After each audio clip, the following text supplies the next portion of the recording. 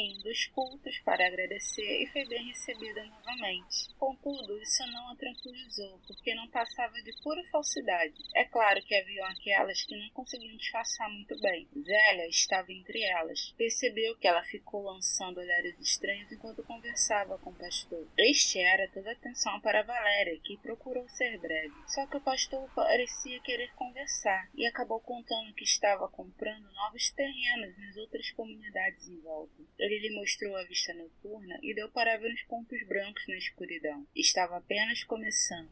Como está conseguindo fazer tudo isso sozinho? Valéria perguntou incrédula. Nunca se está sozinho quando se segue a meu senhor, ele respondeu com um sorriso caloroso. Eu acho que tem mais gente na sua igreja do que você fala. Você é bem desconfiada. Percebi que estava distraída no culto e não subiu no altar. Posso saber o motivo? Não estou aqui como membro e sim como visita. Muitos membros começam assim. Não é o meu caso. Só vim agradecer os presentes e acompanhar o meu filho. Ou você é uma mãe bastante zelosa, ou não confia em mim como pastor. Você pode ficar com os dois como resposta. As mulheres continuam perseguindo você? Não, mas eu sei que elas continuam zangadas comigo. Por que não se casou de novo, Valéria? Essa pergunta pegou de surpresa e a fez encararada. Ele aguardava a resposta com expressão benevolente, até sedutora. Ele estava especialmente bonito naquela noite. Valéria deu um passo para trás sem pensar. Eu estive conversando com meu senhor sobre você. O quê? Você não tem saído da minha cabeça desde que a vi pela primeira vez. Pensei que fosse por ser uma visitante, mas o tempo foi passando e eu percebi que isso se tornava cada vez mais forte. Foram muitas noites de orações e me foi revelado ser a pessoa certa para mim. Eu espero que isso não acabe com a nossa boa relação. Eu não sei o que dizer. Gostaria de orar ao meu Senhor para saber o que ele lhe revela? Não, acho que não seja assim que as coisas aconteçam. Você é muito fechada, dona Valéria. O que posso fazer para conquistar sua confiança e provar que sou um homem digno de assumir a sua família? Eu não faço a menor ideia. A última coisa que eu estou procurando agora é o marido. A Bíblia diz que não é bom que o homem fique sozinho. O senhor deveria procurar outras mulheres. Existem membros dedicadas que iriam adorar ser sua esposa. Mas meu coração não corresponde a isso. Ele e meu senhor escolheram você. Desculpe, senhor. Está me deixando sem jeito. É melhor ir embora porque Valéria não teve tempo de terminar, pois Adam me deu um beijo. Foi algo bem suave e demorou um tempo. Não provocou uma sensação ruim nela, pelo contrário, parecia que seu corpo precisava de contato assim há muito tempo. Foi muito bom. Quando os dois se afastaram, Valéria tentou falar alguma coisa, mas algo atingiu Adam bem na cabeça. A mulher levou um baita susto e olhou para trás. Viu Zélia correndo morro abaixo na escuridão. Foi algo chocante demais de se entender, mas ela tinha que ajudar o pastor com um corte na cabeça. Não foi nada profundo e pôde ser tratado de maneira rápida. Ele agradeceu bastante a Valéria e se ofereceu para acompanhá-la até em casa. Ela recusou porque Gabriel iria com ela. Aquilo pareceu deixar o homem visivelmente triste, mas ele aceitou em silêncio. Nada aconteceu no caminho até em casa e tudo foi muito bem trancado. Gabriel reclamou bastante antes de fazer mais algumas anotações em seu caderno e ir dormir. Valéria teve dificuldades para cair no sono, mas acabou conseguindo. Teve um estranho sonho em que estrelas dançavam no céu enquanto ela observava vestida de noiva. Acordou com uma sensação gostosa, mas logo se foi quebrada por mais um vento estranho. Um grito feminino chegou até sua casa antes de sua hora de acordar. Em seguida veio um choro de lamentação bem desesperador, como se a mulher estivesse sentindo uma dor muito profunda. Por um momento achou que se tratava de alguém baleado, mesmo que os confrontos ali fossem raros. Permaneceu deitada por segurança enquanto diversas pessoas se manifestavam do lado de fora. Teria sido algum vizinho? Gabriel acordou e perguntou o que estava acontecendo. Valéria fez sinal para que continuasse deitada e sussurrou que alguém deveria ter sido atingido por alguma coisa. A mulher gritava e chorava cada vez mais, até que reconheceram que se tratava de Zélia. Ela estava do lado de fora do portão, sendo amparada por diversas pessoas. Sua filha havia desaparecido no meio da noite, mesmo com a casa trancada. Não havia sinais de invasões ou de fuga. O marido de Zélia estava procurando pelo paradeiro da filha junto com os filhos mais velhos, mas ninguém sabia de nada. Esse assunto pareceu deixar Adam particularmente incomodado, apesar dele não ter dito nada. Ele visitou a casa de Zélia muitas vezes para deixar palavras de consolo e fazer orações. Zélia clamava pelo altar para poder ir até a Larissa, tirar aquela dor tão terrível. mas foi desencorajada por Adam. No momento, o altar estava aberto e ninguém poderia subir. Isso a deixou bastante nervosa e respondeu que se fosse para Valéria ele aceitaria. O clima foi de constrangimento, mas o pastor manteve a pose. Afinal, ele sabia quem havia jogado aquela pedra na sua cabeça, só que não queria expor nada. Por algum motivo, aquilo deixou Valéria preocupada com Gabriel. Ela orientou a evitar ficar na igreja por muito tempo, até que as coisas se acalmassem. Isso contrariou muito o rapaz, que ficou em silêncio. Ela argumentou que era só por um tempo e que logo ele poderia voltar. As coisas estavam perigosas até para ela. Mas a Jaqueline está bem. Que? A filha da Zélia. Ela está bem. Como você sabe disso, Gabriel? Eu sinto no meu coração. Ela foi arrebatada pelo Senhor. Como assim arrebatada? Está falando de Apocalipse? Sim, o pastor Adam que disse isso. Não, ele está tão assustado quanto a senhora. Afinal, ninguém sabe o dia e a hora, mas eu sei. Eu sei que se trata do arrebatamento e se Jaqueline foi levada, é porque ela foi salva. Mas, segundo a Bíblia, o arrebatamento não será assim. Serão várias pessoas ao mesmo tempo. Isso é o que passaram, mas o meu Senhor faz o arrebatamento dele da maneira que quiser. E isso não é ruim.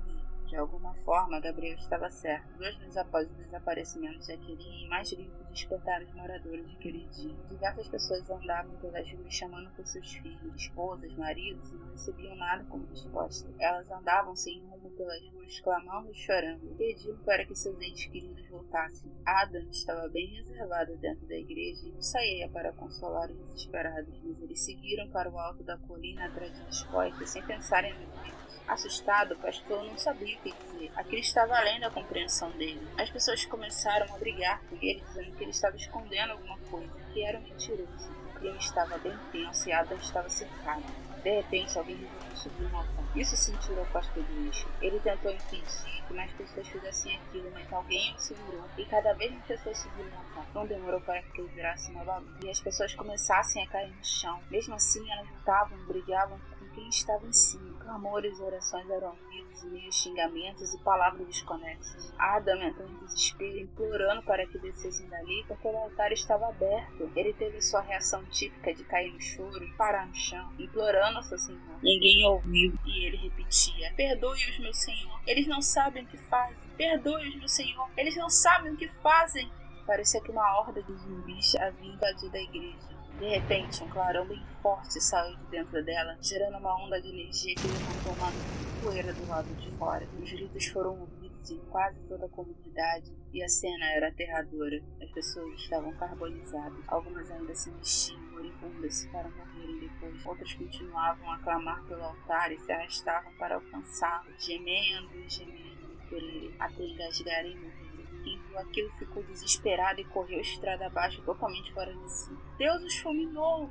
Deus os fulminou! Gritavam correndo para suas casas. Novo sossego na comunidade, porque essas pessoas pareciam enlouquecidas. Adam estava em estado de choque diante de tudo aquilo e não conseguiu reagir, continuando a chorar. Poucos foram aqueles que conseguiram entrar na igreja para ver o que estava acontecendo. Um espetáculo que houve as pessoas terem que tirar os corpos de lá. Nenhuma autoridade subiu para fazer isso e as pessoas tiveram que carregar seus próprios parentes e conhecidos morro abaixo. Foi uma grande comoção. A gente não estava para reconhecer ninguém e tinha gente que nem sabia quem estava carregando. A imprensa urubuzou em cima, mas as pessoas não sabiam o que falar. Muitos acusaram o poder paralelo e teve quem dissesse que todos que morreram eram criminosos. Mas ninguém que tinha ficado tinha forças para brigar sobre isso. Ninguém incomodou Adam, que teve ajuda de quem sobreviveu e não tinha visto aquilo para limpar a igreja. O altar era limpou pessoalmente. A comunidade Queridinho virou assunto principal nos noticiários e teve oportunismo de tudo quanto era tipo. Cada faceta daquela tragédia sobrenatural foi analisada e todo tipo de gente começou a aparecer na comunidade. É claro que teve muita porta de janela batendo na cara, mas tiveram aqueles que apontaram para a pequena igreja brilhante no alto do morro. Nas outras igrejas, aquilo era outro sinal do fim dos tempos, mas os fiéis estavam tão assustados que preferiram falar de outras coisas, chegando a interromper os líderes. Estes não conseguiam achar brechas em seus medos para falar daquilo, porque além de assustados, estavam com inveja. Quem dera uma manifestação daquelas não tivesse acontecido seus tempos, nenhuma ovelha teria se desgarrado. Valéria ficou sabendo disso pela patroa, que ligou a televisão para mostrar o noticiário. Ela ficou tão abalada que desmaiou e teve que ser levada à UPA. Sua pressão havia baixado e demorou para que acordasse. Acabou recebendo um atestado médico de 3 dias e isso fez com que sua patroa reclamasse. Sem pensar 2 vezes, Valéria mandou para o inferno, porque se fosse alguém da família dela, teria que passar a noite no trabalho cuidando de gente mimada que não sabia limpar o próprio rabo. Sua patroa não teve reação e apenas ficou olhando a funcionária sair. Foi bem difícil conseguir chegar em casa com tantas pessoas nas ruas. Parecia que um ataque terrorista havia acontecido. Gabriel estava sentado em sua cama, consolando a pastorada. Eu não tive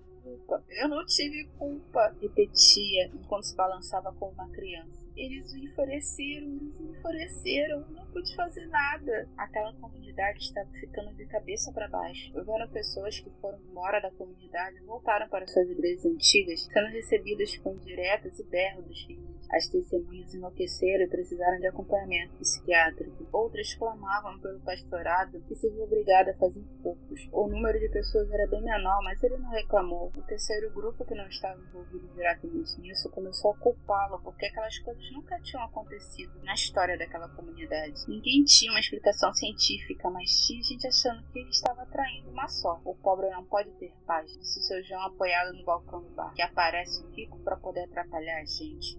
Esse cara deveria ir embora daqui, respondeu sua esposa. Culpa do seu Firmino, que vendeu aquele maldito terreno para esse americano. O pobre do seu Firmino estava mais assustado do que os outros, porque tinha medo do que estava acontecendo e da reação das outras pessoas. Ele não sabia quem era aquele homem, nem de onde viera, apenas vendeu o que era dele. Se fosse qualquer um de vocês, teriam feito a mesma coisa, respondeu antes de mandar todos para o inferno. Errado ele não estava. Aquela história se espalhou para outras comunidades, onde Adam estava começando a construir novas igrejas, e os moradores ficaram revoltados. Falaram para que os donos dos terrenos desfizessem o negócio e derrubassem aquelas coisas. Ninguém queria Adam por ali. Isso abalou o pastor profundamente, que teve uma crise de choro. Isso também afetou Gabriel, porque ele ia ganhar um bom dinheiro ajudando na construção de uma das igrejas, mas ele estava mais aborrecido por causa da ofensa cometida contra o seu senhor. Do alto do morro, amaldiçoou todos os envolvidos naquela rebelião. Outros jovens o acompanharam. O terreno do meu senhor não pode ser devolvido, Adam comentou com Valéria quando ela foi perguntar o motivo do filho estar agindo de forma tão agressiva. As pessoas só estão assustadas, ela falou. Eu dei tudo de mim nesse projeto e estou sendo retribuído desse jeito. Não é por você que faz a obra, é por Deus. Quem? Valéria demorou a responder. Deus, o Pai de Jesus. Sim, me desculpa, é que não costumo chamá-lo assim nas minhas orações. E como você o chama? Deus tem muitos nomes. Quando você aceitar orar comigo, eu te falo. Não estou interessada. Não sente falta de congregar? Por incrível que pareça, não. É por isso que não vem mais aos cultos? Não, já falei que não estou pronta para entrar na igreja. Gostaria de te dar todas as igrejas que iria construir. Seria um belo presente de casamento. Valéria riu sem jeito e chamou o filho. Nunca prometa a casa de Deus a ninguém, mas admito que achei bonitinho. Adam parecia satisfeito com seu avanço, mas alguma coisa no fundo de sua mente lhe dizia que ele havia feito uma grande besteira. Gabriel ficou olhando pela janela depois que chegou em casa. Valéria preparava as coisas para dormir quando ouviu ele dizer: Acho que vou encontrar a Jaqueline. O quê? Vou me encontrar com ela. Não me diga uma coisa dessas. Se você sumir, eu vou ficar maluca. Não há muito o que fazer, eu já escolhi. O que você está falando? Eu estava muito feliz achando que iria trabalhar nas igrejas do pastorado e pescar almas como ele, mas agora tudo perdeu sentido. Então eu pedi ao meu Senhor que me levasse para perto dele. Eu não consigo viver sem ele. Cada um tem um tempo na terra e você é novo demais para encontrar com Deus. Não vai ser desse jeito. Eu serei arrebatada assim como os outros que pensam como eu. Pare de dizer essas coisas, está me assustando. Ele se virou sorrindo para a mãe. A senhora também pode ir com a gente se aceitar casar com a pastorada. Foi ele que falou isso. Ela estava revoltada. Esse cara está fazendo de tudo para que eu aceite casar com ele, mas eu não vou, eu não quero. Pois então case com o senhor dele. Entre para a nossa igreja e seja feliz, mãe. A senhora não quer ser feliz? Meu filho, já sou feliz com você, estando bem. Isso não é o suficiente para o seu senhor? Ele ficou sério e voltou a olhar para fora. Não, ele não entende você. Assim como pastorado, como uma pessoa que passou tantos anos servindo ao falso Deus, se recusa a servir ao Senhor verdadeiro. Pensei que a senhora só era feliz na igreja. Você deveria pensar que sou muito mais do que um evangélico, mas eu fiquei tanto tempo mostrando só esse lado que você nem sabe do que estou falando. Ela abraçou o braço de Gabriel. Eu sou humana, carne igual a você. O problema é que apenas esperam que eu revele meu lado crente e condene meu lado humano. E meus sentimentos maternos são valorizados. Como posso servir a um senhor que permite isso? E de que nem sei como se chama? Para que vocês estão orando, meu filho? Meu senhor não gosta dos seus questionamentos. Ele só quer te ajudar. Então por que ele se esconde tanto atrás daquele altar? Gabriel ficou encarando a mãe e foi para a cama. Ele nos vigia no céu através das estrelas e escolhem as novilhas para ensinarem o segredo dos céus. Mas a senhora já escolheu. Agora é tarde. Valéria ficou olhando para o filho sem entender nada.